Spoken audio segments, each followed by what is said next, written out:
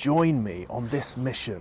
Feel empowered about who you are, and let's awaken the world to what this trait means now and for all the future generations to come.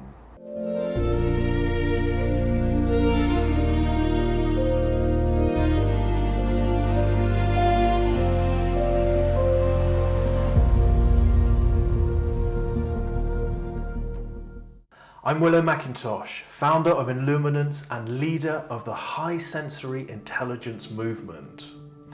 As a man born with the genetic personality trait known as sensory processing sensitivity, also referred to as the highly sensitive person or HSP, there was a key transition that I had to make from sensitivity into high sensory intelligence. And that was the breakthrough I had around one of the greatest personal pains that I had to endure.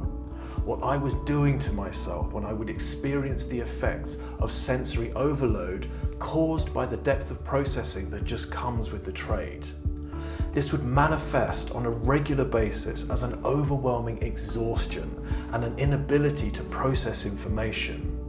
It would mean I was unable to work, to move my business forwards, and most importantly, to fulfill the very mission I knew I was here to accomplish.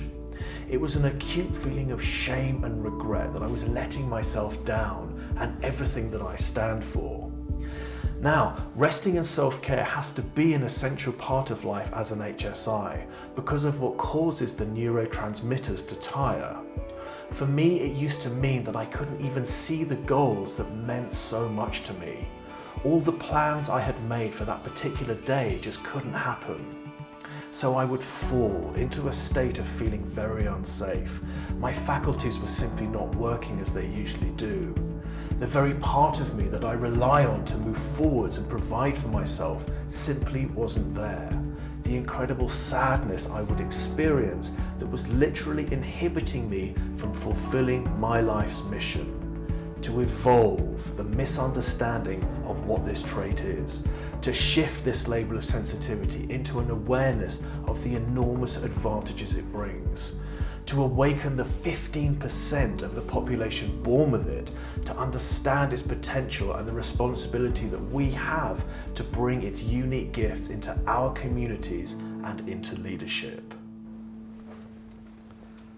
My sensory abilities mean I can feel a flowing movement of energy through me and around me. I can sense the movement of life doing its best to grow, to heal, to explore and to evolve. And yes, I know that sounds unusual, and believe me, if I could switch it off sometimes, I would. It is a flow that I can feel coming into the left-hand side of my body, almost like a continuous breeze of sensation. It is a feeling I've experienced all the way back to my earliest memory as a child. Now I understand that I divine cognitive information from it that enables me to facilitate the work that I do. Yet regularly not being able to fulfill my purpose because of what felt like a disability just made the whole thing feel like a curse. This acute brain fog I would experience where all I could manage was taking care of my most basic needs. The thought going round and round and round in my mind that I was just too sensitive to do any real good in the world. It was the worst feeling for me, so incredibly infuriating that other people around me didn't seem to experience this problem at all. Then, I had a breakthrough as I discovered what was really causing this pain. It was the realization that it was all based in a pattern of self-rejection. The irony, it was my own self-rejection that was causing me to miss the point that self-rejection is the greatest enemy to the very change that I was trying to bring into the world.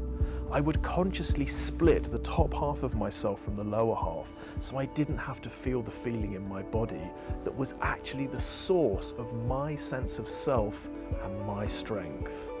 A habit I had developed so I could run a false version of myself, something I'd learnt to do for my entire life to try to feel accepted and understood. When I learnt to truly engage with myself, the conscious act of self-ownership, I discovered my ability to reconnect with the flow within me that would nurture, inspire, and recuperate my system.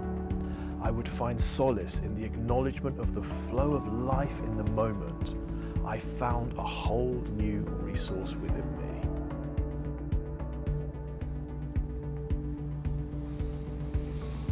I came to learn that it was the decision-making process within me that needed to rest.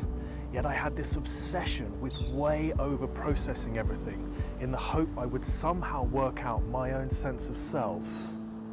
From the space of true self-engagement, I learned to simply sit in the flow. I learned to feel and sense the tasks that were being asked of me again, in the knowledge my true self was always right there, in the wisdom of my body just doing its thing in the moment. My hope is that my own journey of transition helps to reframe this label of sensitivity into intelligence, to support the 30 million people in the US and UK alone who are currently suffering with depression as a result of the misinterpretation of this trait during childhood.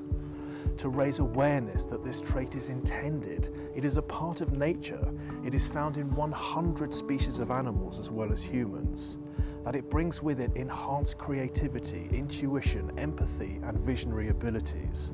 It is the trait that is now known to have occurred in some of the greatest leaders and change makers the world has ever seen, including Mahatma Gandhi, Abraham Lincoln, Mother Teresa, Martin Luther King, and Thomas Edison, to name but a few. The time to embrace this is now, for all of us with the trait to recognize its gift and learn to develop the ability it affords us for the benefit of all. For the workplace to recognize the huge resource it is sitting on, for the advantages it brings to schools, governments, and the world at large. The calling for empathic leadership is greater than it's ever been as we move into this time of technological and ecological uncertainty. Join me on this mission. Feel empowered about who you are, and let's awaken the world to what this trait means now and for all the future generations to come. Thank you for watching.